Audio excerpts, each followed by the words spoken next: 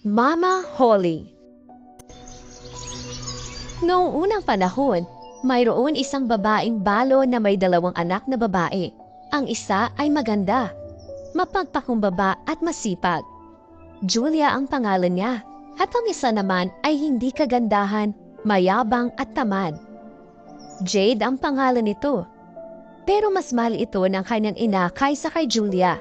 Si Julia ang pinapagawa niya ng mga gawaing bahay. Hay, araw-araw na lang. Kailangan kong maupo rito sa tabi ng balon at maghabi hanggang sa dumugo ang mga daliri ko. Kaya kailangan niyang hugasan ang dumurugo niyang mga daliri sa tubig ng balon. Pero isang araw, nahulog ang suliran niya doon sa tubig. Naku, hindi, nahulog. Mapaparusahan ako na madrasta ko dahil nawala ko ang suliran niya. Kailangan kong bumaba sa balon at kunin yon. Walang ibang magawa ang dalaga kundi ang tumalon sa balon at hanapin ang suliran. Tuloy-tuloy lang ang pagkahulog niya hanggang sa nakatulog siya. Paggising niya, nakita niya ang sarili niyang nasa lupa sa ilalim ng matandang puno. Nasaan ako? Hindi ko maalala kung anong nangyari sa akin. Anong ginagawa ko sa napakagandang lugar na ito? Sa paglalakad niya, umakyat siya ng bundok at nakakita siya ng panggurno na puno ng tinapay. Narinig niyang tinawag siya ng tinapay. Pakiusap, ilabas mo ako! Ilabas mo ako! Masusunod ako rito! Lutong-luto na rin naman ako!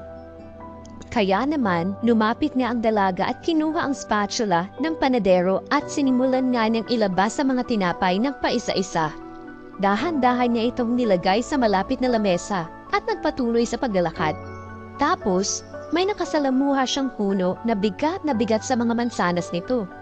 Tinawag rin siya ng puno. Pakiusap, alugin mo ako! Alugin mo ako! Kunin mo na mga mansanas na ito!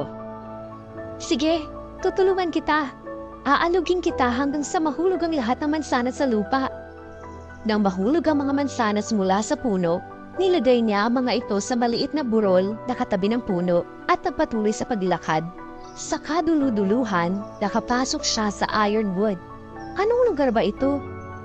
Nakakita si Julia ng maliit na bahay sa kagubatan, kung saan naroon ang matandang babae na may mahahabang ngipin at nanlilisik na mga mata na nakatingin sa kanya mula sa bintana. Takot na takot si Julia, at tatakbo na sana siya nang tawagin siya ng matandang babae. Bakit ka natatakot, iha anak? Pumasok ka na sa bahay ko at dito ka na tumira. At kapag ginawa mo ng maayos ang trabaho mo, magiging maayos din ang lahat para sa'yo. Isa sa mga dapat mong gawin dito sa bahay ay pagpagan ng kama ko ng maayos at pagkatapos ang buong mundo ay mapupuno ng niebe dahil ako si Mama Holly. Ako ang nagpapaulan ng niebe sa buong mundo.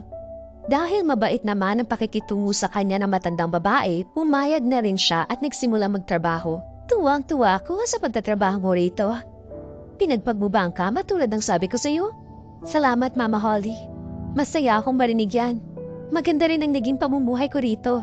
At napakasarap ng pagkain niyo rito. Pero matapos ang ilang buwan, nakaramdam ng kalungkutan ng dalaga at iniisip niya nang bumalik sa bahay nila.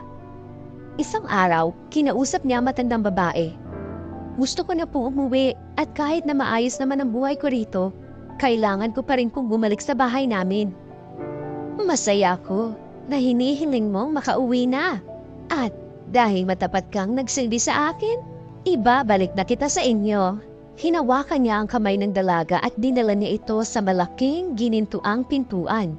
Nang makapasok siya roon, bumuhos ang napakaraming ginto sa kanya. At naging ginto rin ang damit niya. Sa'yo na ang lahat ng iyan, iha. Dahil sa pagtatrabaho mo ng mahusay. At heto, bibigyan din kita ng bagong gintong suliran. Nagsarado ang pinto paglabas niya at nakabalik ng muli si Julia sa mundo niya, malapit sa bahay ng kanyang madrasta. Tapos, pumasok na siya sa loob ng bahay at dahil nababalot siya ng ginto, maggiliw siyang pinatuloy ng kanyang madrasta. Mama, hindi po kayo maniniwala sa kung anong nangyari sa akin. Kaya, ikinuwento niya ang buong istorya. At nang malaman ng madrasta kung paano siya yumaman, hiniling niya na sana ang kanyang tamad na anak ay magkaroon din ng parehong kapalaran. Kaya, pinapunta si Jade ng kanyang ina sa tabi ng balon at maghabi. Pero dahil tamad siyang maghabi gamit ang suliran, Ipinasok niya na lang ang kamay niya sa matitinik na halaman imbis na maghabi. Pagkatapos ay tinapon niya ang suliran sa balon at tumalon siyang kasabay nito. Nakita niya ang sarili niya sa isang napakagandang lugar na napapalibutan ng mga rosas at nakalakad sa dinaanan rin ni Julia. Nang masalubong niya ang oven na puno ng tinapay, nagsalita ito. Nakiusap, ilabas mo ako, ilabas mo ako, masusunog ako dito, lutong-lutong na rin naman ako. Pero napakatamad niya at wala siyang pakialam. Kaya umalis siya, iniwan sila. Maya-maya nakarating sa puno na puno-puno ng hinog na mansanas. Pakiusap, alugin mo ako, kunin mo na ang mga mansanas sa ito. Paano kung mahulugan ako ng mansanas mo sa ulo? Ikaw na ang gumawa, may pupuntahan pa ako. Nang makarating siya sa bahay sa gubat, alam na niya ang tungkol sa mahahabang ngipin ni Mama Holly at ang nanilisik nitong mga mata at pumayag siya agad na magtrabaho sa kanya. Sa unang araw, kailangan ko magtrabaho ng maayos katulad ng kapatid ko. Kailangan ko gawin ang lahat ng sasabihin ng matandang yon. Kailangan ko makakuha ng ginto. Ngunit sa pangalawang araw, pagod na ako. Ngayon, wala akong gagawin kahit ano. Hindi rin ako babangon sa higaan ko. At hindi rin niya pinagpag ang kama ni Mama Holly. Naiinis talaga ako sa ginawa ni Jane. At lalong-lalo na sa katamaran niya, sasabihin ko na sa kanyang umalis na siya rito. Noon nga, ay dinala siya ng matandang babae sa pinto at binuksan ito.